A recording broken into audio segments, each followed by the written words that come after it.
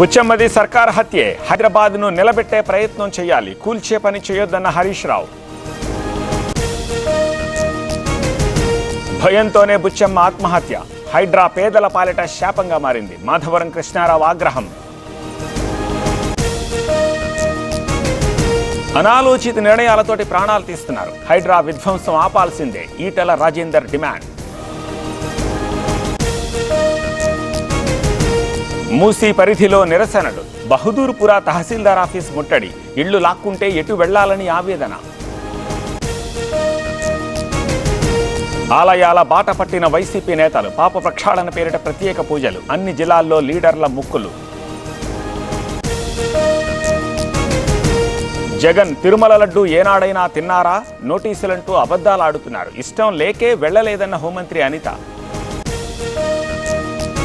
Medicover తో మీ మాతృత్వ కలలను సాకారం చేసుకోండి. ఇప్పుడు IOI పై 50%, IVF పై 20,000 తగ్గింపు మరియు పొందండి ఉచిత కన్సల్టేషన్ తో పాటు ఫ్రీ అల్ట్రాసౌండ్ స్కానింగ్. జగన్ను తిరుమల రాకుండా అడ్డుకున్నారు. అన్య మతస్థులు ఆలయానికి వస్తుంటారు. ఏనాడు డిక్లరేషన్ తీసుకోలేదన్న భూమన. జగన్ మతమేంటో ప్రజలందరికీ తెలుసు. కొత్తగా డిక్లరేషన్ అవసరం ఏమిటి? మోదీ వెంట వచ్చిన వ్యక్తి సంగతి ఏమిటన్న పేర్ని నాని. లడ్డూ కల్తీపై CBI విచారణ జరిపించాలి. అప్పుడే నిజాలు బయటకొస్తాయి. ఎంక్వైరీ ఎందుకు కోరట్లేదన్న అమర్నాథ్. కూటమి ప్రభుత్వం తప్పు చేసింది, అందుకే పవన్ ప్రాయశ్చిత్త దీక్ష. సిట్ పై నమ్మకం లేదన్న మార్గాని భరత్.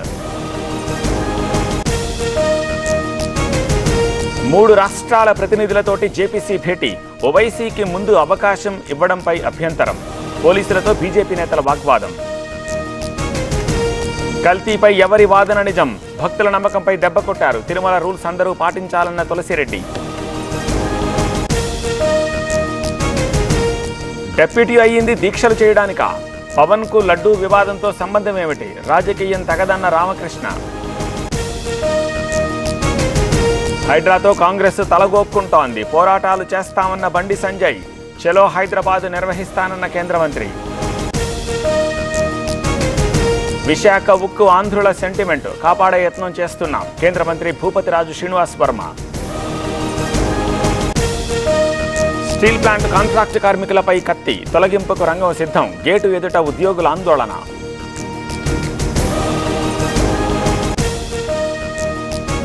హైదరాబాద్కు రాష్ట్రపతి ద్రౌపది ముర్ము. నల్సార్ వర్సిటీ స్నాతకోత్సవానికి హాజరు. విద్యార్థులకు పట్టాల అందజేత. పంచాయతీలొద్దు, ప్రగతిపై దృష్టి పెట్టాలి. ROB పనుల్ని త్వరగా పూర్తి చేయాలి. కాంగ్రెస్ ఎమ్మెల్యేలకు అరవింద్ సలహా. వెలుగులోకి హర్షసాయి ఆడియోలు. బెట్టింగ్ యాప్స్ కు ప్రమోషన్స్. డబ్బుకు ఆశపడి ప్రకటనలు.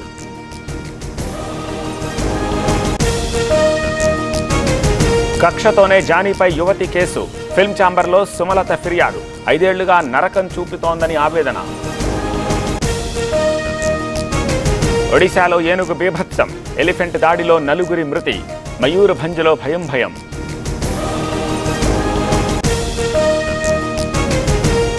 ముంబైకి కేంద్ర నిఘా సంస్థల అలర్ట్. ఉగ్రదాడి జరిగే అవకాశం ఉందని మెసేజ్. రద్దీ ప్రాంతాల్లో సోదాలు.